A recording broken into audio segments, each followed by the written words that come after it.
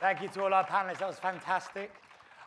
Right, we're coming on to the Emerge Showcase, where we've got 3 really cool companies who are going to be showing you some really interesting stuff, what they're doing. So I know they are all here. So I'd like to hand over to Anne.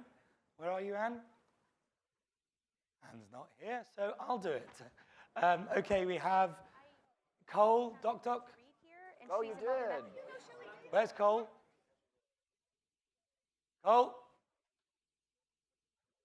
So I see AnyClip. So Oren, you're going to begin. We're going to move to the second presentation, which is, Oren, you've got 10 minutes on the clock whenever you get your presentation. Wherever you, go over there with your clicker. So over to you, Oren. So, where is my presentation? Good morning, good almost afternoon. Presentation on? All right, good. So, welcome everyone. It's a real pleasure to be here again in Singapore and meeting all those great companies and people. AnyClip is one of the largest video platforms that connects between content owners, publishers, and advertisers. It's really amazing these days when everybody speaks about, in this region is really strong about that, consuming content, consuming videos over your mobile. And these days you'll have more and more companies moving and shifting their dollars over to monetization on video and on mobile. And you'll see more and more companies pushing their video messaging onto mobile. So AnyClip, where is that? Oh, here. Not moving. Okay, a little bit background about us. So the company wasn't founded in 2014. That's a mistake. I just saw that. We founded the company in 2008, working from day one with the Hollywood studios. Our unique approach is that we take only premium content. We are working with the studios from day one. Actually, the founder of the company is the former chairman of Sony Corporation US. Working and actually distributing content in a smart way across the world. In any given month, you will see us across 150 to 200,000 sites, playing approximately 3 billion, 4 billion videos. And we are based out of Israel and have offices in the US and now opening office in Europe and Asia. Our approach is quite unique. Let me tell you about it a little bit. Let's see. It's not moving. All right. So a little bit about the numbers. And the numbers will tell you the story about us. So I don't know if you're familiar here with the ComScore ranking, which is the kind of ranking that that videos exist in the world. And you'll see all the major names there and the companies that are playing videos. So you'll have the Google, Facebook, AOL, Yahoo, and then you have AnyClip. The amount that we are playing, the videos that we are playing are short form, and we play those snackable moments more than AOL and Yahoo. The reason that we are so successful is because of the technology that allows us to basically match between the video and the audience. We've developed a technology to do that in a scale, and I'll show you the background of it in a few seconds. But just to show you the numbers here are pretty staggering because all of that allows us to collect data that is so useful that no one else has.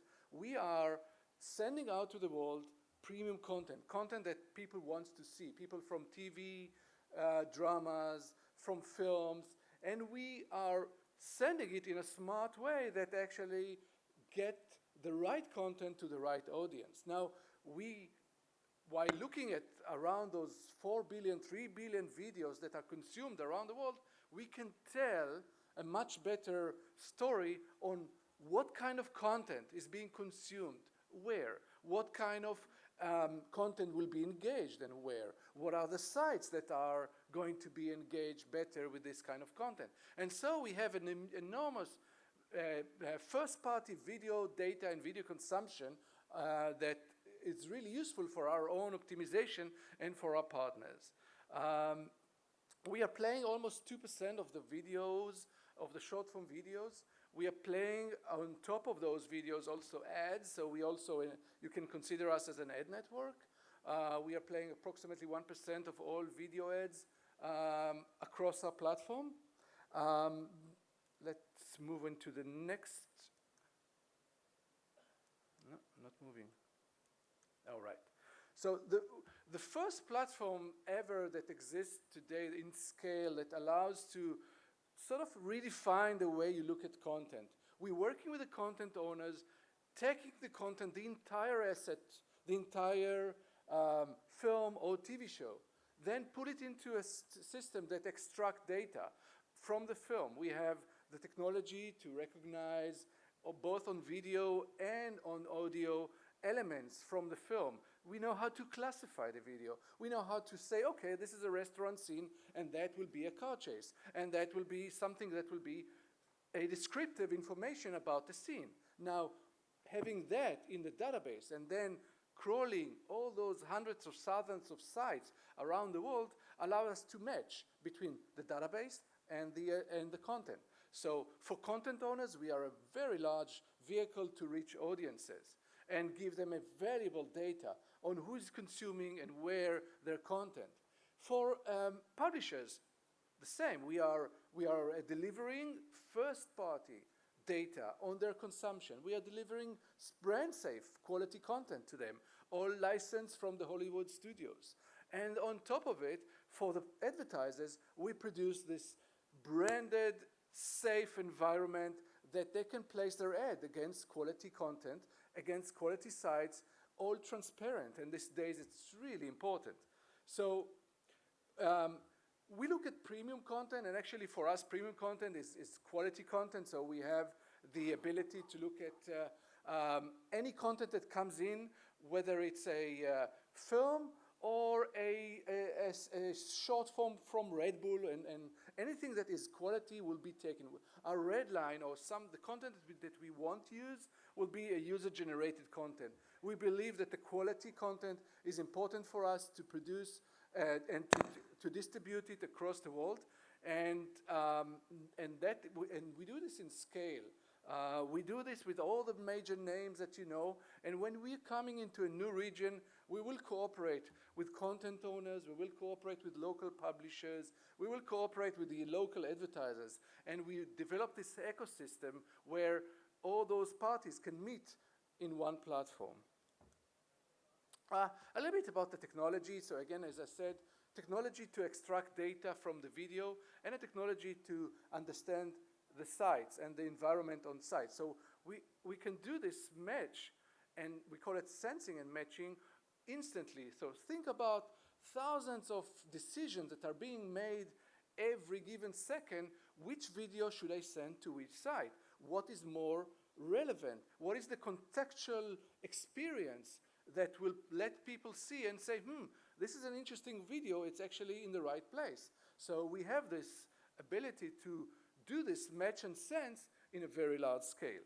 And that was helping us to do what we believe is the DNA of video. So we want to understand a little bit better about the audience. So who is the audience that will watch those videos? Who is the audience that will watch all the way the videos? What kind of content will be watched? And what kind of content will be watched further and let people stay longer, etc. And then understanding all of that and trying to tell to the audience, like advertisers, these guys watched automotive all the way. These guys watch fancy cars. Those sites are being more receptive, and when you have those sites being with cars, well, people stay there and they watch it all the way. So advertisers like to see this information, and actually they want to understand these days who is actually watching automotive videos. And now when I have the next time around, I have the BMW or I have any other advertisements coming on, that is a safe place for me because I know this audience is actually more interested in cars. So that is, in a short, simplified way, the way we are working. Our technology allows us to, and a little bit about the metadata. Metadata is a really complex world where we are playing in this for the last 8 years, and we've done a lot of tests, a lot of trials and errors like any other startup into understanding what makes metadata useful. And not all the data is useful, it's no secret, but the way you have to extract it, the way you classify it, the way you use it later, this is important. So you have a couple of layers in metadata, and I won't have time to go into this, so we can talk about that in the next 2 days. I'm here in Singapore. But just to let you know that the data is key for all kind of digital platforms around us to connect. And as I said, once I know there is a car in this clip, once I know there is an audience that watch cars, then I can put, again, the ad that will be more receptive by audience that loves cars. So all this data is used and stored in our database and played in a scale with the technology. And on top of it, we've developed another technology that actually brought safetiness into the entire ecosystem. And this ecosystem these days is in a troubled situation where you have a lot of companies that are trying to do shortcuts, that are simulating people who are watching your videos, and actually they're not watching, that's machines. So we've developed a technology to understand a couple of things while the video is playing. So first of all, transparency. So if we are on a site that is not exactly what we were being told, say we want to be on ESPN and somebody told us it's ESPN, but it's not exactly ESPN because there's all kind of ways to mask site and to take you away from the sites that you're supposed to be on. So if we notice this, we'll stop playing. Now, if we notice there is an irregular activities on the video, let's say this video has a very high click-through rate, we will stop the video because it's probably non-human. And we have a whole viewability because people are doing these days tricks with actually players that are one-on-one and players that are actually not even in a viewable place. We will make sure that this is safe and making sure that the data is being collected in a better way. Reporting, we give all kind of different reporting to systems that collect data from our partners, collect data from our database. And we do all kind of testing and case studies with content owners. Actually, the results are pretty amazing, where you get amazing views, way more than YouTube and way more than any other places. And these days, you know that the audience is not just YouTube. You get your audience outside YouTube, you get your audience actually even outside Facebook. So all those elements we are using, and all this network that is outside YouTube and Facebook is being used to draw content consumption across in a much safer and simplified way. We work with major premium partners in Hollywood, and we're looking to partner in Asia as well with the local content owners and, as I said, publishers and advertisers. And I think that's it from AnyClip. Thank you.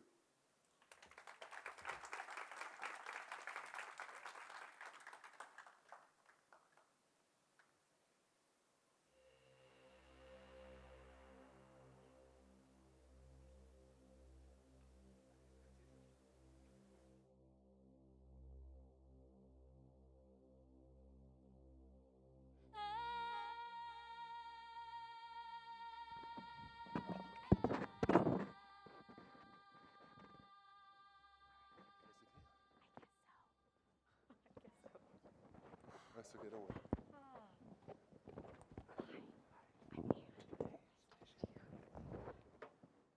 That was a good presentation. My name's Cole. Pleasure. Let me see, is this working? Okay. Great. Hello, everyone. Thanks for coming. Let's see. So thank you so much for that presentation. And Cole, would you like to go next? Sure. Okay, great. I guess I don't need to stand there, per se. I have some slides that, in theory, will show up here. Okay, perfect. So I may get a bit emotional, and I'll apologize about that, but I think it matters a lot why you start a company. I think the value proposition really comes from understanding the customer and what the customer is experiencing and how you overcome a pain point. So I'm going to share a personal experience that my wife and I, who's also a co-founder.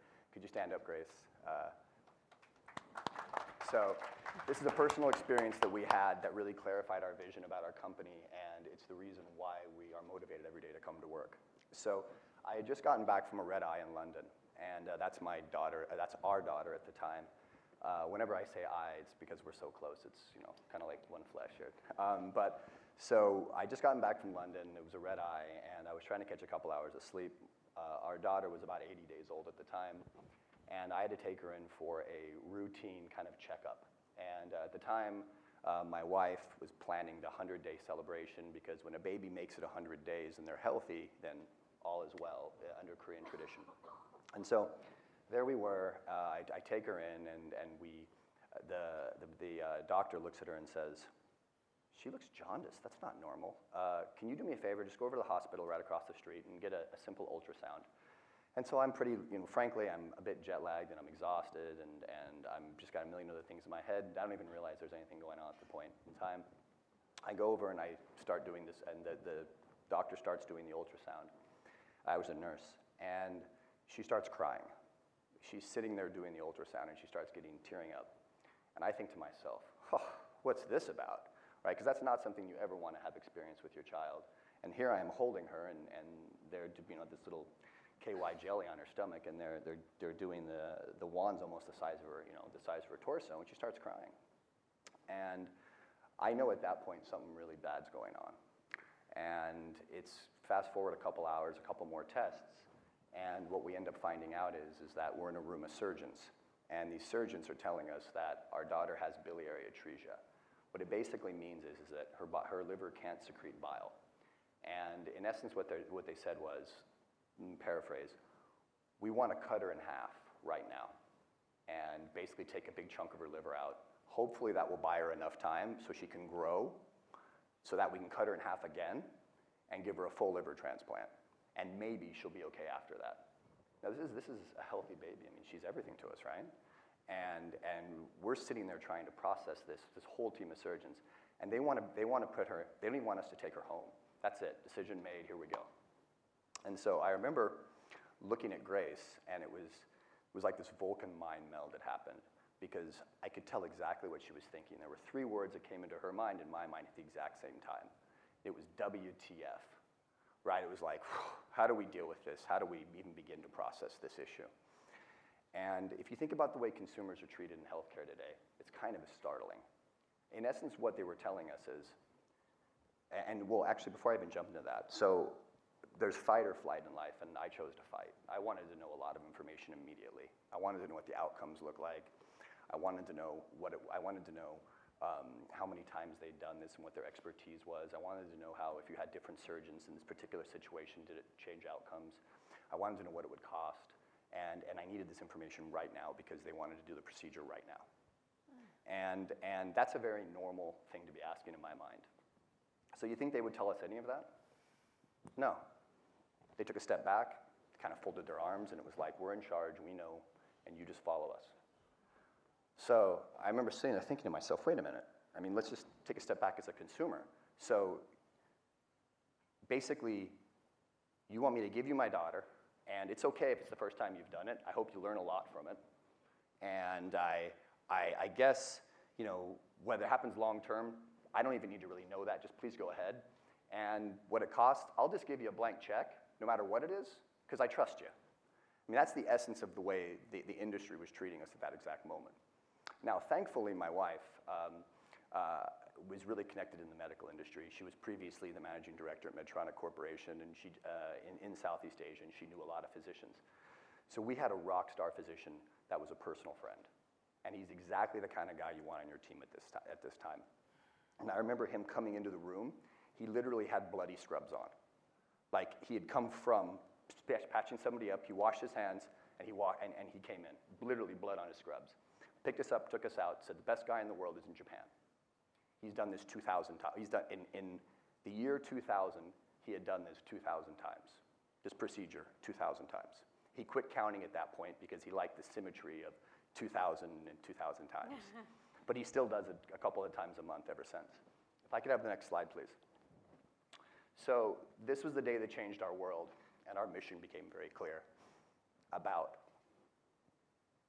what we were trying to do to empower the consumer. In essence, we became patient zero for DocDoc. And it was at that moment that we understood the importance of doctor discovery and how important it is and how vulnerable a consumer can be. So when we flip to the next slide. So for the same price that we could have had a team that had done this procedure, the number was 8 times in the last decade. We had a guy, and this is the team here. We flew a team in from Japan, and the guy had done it over 2,000 times. The gentleman to the far right was his #1 pupil, and these were the 2 guys that did this, and he'd done it over 1,000 times. So practice makes perfect, outcomes do matter, and the fact that we got lucky and had that information made a big difference. Consumers need that information when they make these kind of decisions. There should be a place online that has this information, and there's not. So this slide is about gratitude and just how thankful we are. I'll get less joked up in a second as we start talking about the business. Next slide. So what we do, we help consumers find doctors. We're a doctor discovery engine. Our goal is to help you find the right doctor at the right time when you need them. And we do that both online and with a concierge solution. Next slide, please. So DocDoc is Asia's largest and most trusted. This screen's out, by the way, but that's okay. It's already Asia's largest and most trusted doctor discovery engine.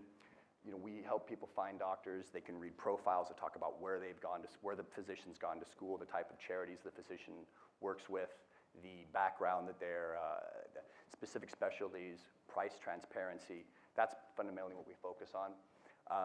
From the physician side, there's a lot of workflow optimization. This is a less sexier part of the business, but doctors' offices and front ends tend to be a bit chaotic, and we help clean that up as well. But what we really provide is we provide transparency, we empower patients with choice, and we aspire to be the solution that Grace and I never had. And our goal is to bring that online. I mean, if you think about it, if you go to book a hotel room right now, the amount of information you can get about that hotel room, the price, what people thought about it, who stayed there before, all of that pictures, it's all available online. But when you go to pick a doctor, when you have a really personal situation that really requires a lot more information, and frankly, the stakes couldn't be higher, it currently isn't online. And I think what's really interesting about that, if I could have the next slide, what I find really interesting about that fact is that Southeast Asia right now is the capital of the world for medical tourism.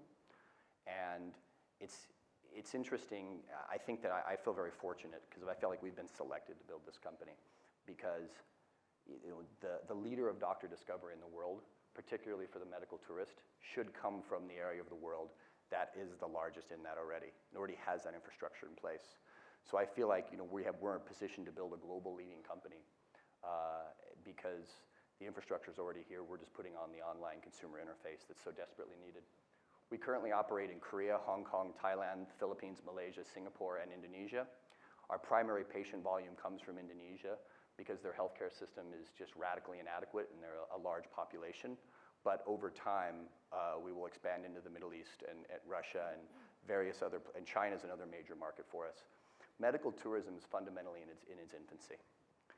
The rate at which consumers in the middle class is rising around the world in developed nations versus the rate at which the healthcare systems in those nations is developing is an ever wider arbitrage opportunity, and medical tourism is benefiting from that.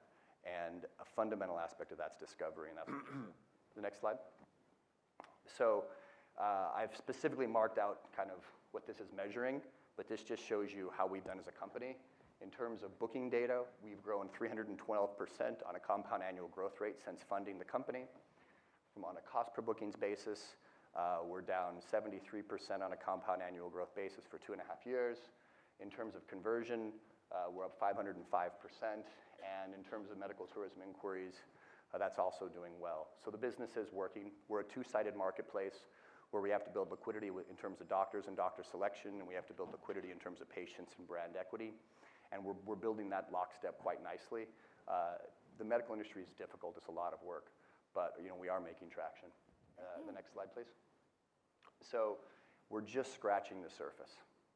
Globally, medical tourism is a $50 billion industry. Southeast Asia, and by that I mean in terms of the epicenters of medical excellence in Singapore, Malaysia, and Thailand. This is kind of ground central for it. We figure that, conservatively speaking, there's a little over $3 billion of revenue to us that's available in just these 3 markets. So this is one of these areas where 3 cities can really be a big company. And there aren't too many kind of industries like that in Southeast Asia. And that's primarily driven by Russia, Indonesia, and the Middle East traffic. And this isn't even taking into account China and the rapid growth there, which is already starting to happen from a small base, but it's really growing exponentially. Next. So this slide's from McKinsey, and everybody knows McKinsey's smart, so they must be right. And what it says is that Asia is the capital of the world for medical tourism. So the global champion should come from here. Next slide. Others also see the opportunity, so we do have some competition in Singapore, Korea, Malaysia, Hong Kong. Frankly, I think it's a good thing. If we were the only people doing this and nobody else saw the opportunity, we'd have to wonder if we were a bit crazy. Others do see the opportunity, but if you go to the slide after this, nobody's really doing it with the scale, scope, or sophistication that we are. This is a winner-take-all market. The first mover that raises significant funding and continues to keep the pedal to the metal is the one that's going to win because they have the most liquidity and they have the most doctor availability. So it's kind of a hand-in-hand as long as they deliver a world-class consumer value proposition. And I can't tell you how focused we are on that. It's really hard to do that, by the way. It's not something that comes easy. I think people underestimate execution every day of the week. It's hard to build a world-class consumer proposition. And so it's something that we're really focused on. We're not there yet, but we're getting a lot better. But this just shows you kind of where we are versus our competitors in terms of traffic. The red and the yellow line next to the blue line compares Singapore, Hong Kong, Malaysia, and Thailand, and we're not even on the same scale. So we're vastly larger. I think it's a function of the amount of money we've raised. I think it's a function of how hard the team works and how committed they are. And I think it's a function of the background of Grace and her ability to establish credibility in the medical industry quickly. Next, please. So we're now 64 full-time people, and we're scaling it quickly. The hardest part's about finding really good people and keeping them trained and keeping the quality high. But that's the ambition. That's what we're working on. Next. So it's interesting, you never know your friends until you ask them to write a check. And I'm very, very thankful. And Grace and I we're really thankful to people that have backed us up. They're shrewd entrepreneurs. They're accomplished business leaders. And they're people that have fundamentally believed in the vision and believed that we could build a world-class company. And without them, it wouldn't be possible. We have investors such as Koh Boon Hui, who is the chairman of DBS Bank and Singtel and Singapore Airlines, who's on the board of Temasek. Yochi Liu is the most successful medical device entrepreneur in Asia. We have Tam Bok Sin, who is a CEO of many major companies, Charter Semiconductors, Stats Chip Pack, and others. And then our latest investor and lead is Hong Leong, which is led by Lily Chan. So we're very thankful for that. On the next slide, we also have some international investors, the former chairman and CEO of Medtronic Corporation, Bill Hawkins, and Dave McClure, who's famous in his own right for being a good investor and just a notorious guy around a lot of tech companies. And then Michael Bream is a very successful tech investor as well. We also have, I'd also like to call out Spark Labs, which is they didn't make the slide simply for my own inadequacy of getting it on there on time. They led the Series A, or they were part of the Series A round with us and have made a lot of this really possible. The next slide. So how you can help us. I wouldn't be an entrepreneur if I didn't use this stage to at least try to fulfill my own agenda here. So, use our platform, DocDoc.com, if you're looking for crossing borders and internet and kind of medical tourism. DocDoc.sg if you're trying to make a booking in Singapore. Tell your friends about us. The more the merrier. The more people use it, the stronger it becomes, the more cool things we can do. There's all kinds of really good charity initiatives that naturally lend themselves to this platform, and we just need a little more traction before we can make that happen, but that will happen. It'll be very cool. And then the last thing is that if you know people that want to make a difference, if you know people that are going to be committed to working really hard, I was a bit disappointed and at the same time really happy by the fact I invited about 8 people from my team to join us, or our team to join us today. And the head of product and the head of technology wouldn't let them out, the 2 separate guys, because they were so busy getting things done. They're like, that's not important, focus. So, that's actually a good thing to see in a team, even though I'm standing up here basically by myself. So if there's people that if you know people that are looking for opportunities, we're expanding and we need more good people. So, tell them to send their resume to service@docdoc.com, and thank you all very much. Great. Thank you, Cole. And just to kind of get things back on track. Sorry, we had a bumpy start, but I think we have one last presentation. Okay. No. And then we'll open it to questions. And just a reminder that you can use your Pigeonhole to ask any questions of any of the presenters. Good morning. Alain Falys. I'm the co-founder